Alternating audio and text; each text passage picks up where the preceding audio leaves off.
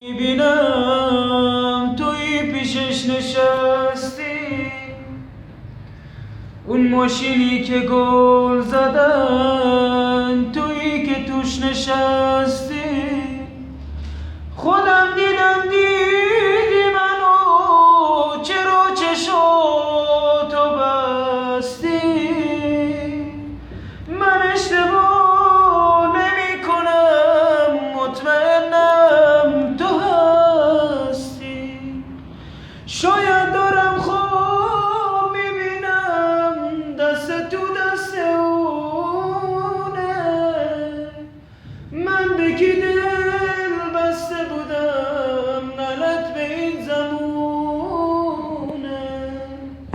دست اونو نگیر، اون دوست نداره، تاثیر بشه ازت میره تنهات میذاره.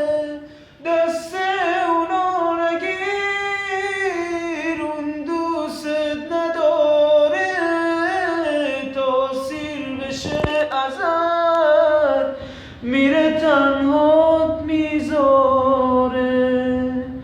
پیش خودت نگفتی که من یه وقت بمیرم، حق دل سادمو از کی باید بگیرم؟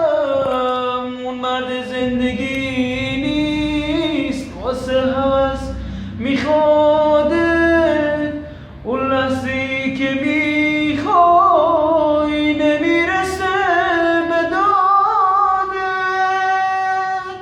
دست اونو نگیر، اون دوست نداره، تاثیر بشه ازت میره تنهات میذاره.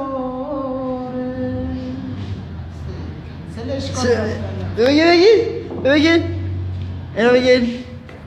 آقا تبریک باشه، سلامت باشه. ما قرارداد اومدیم با آقا سلمان خواننده مشهور افغانستان. قربون شما. قرارداد قیمتش هلوش 18 لک افغانی ها. اولین کاستی که دارم بیرون. قربون شما.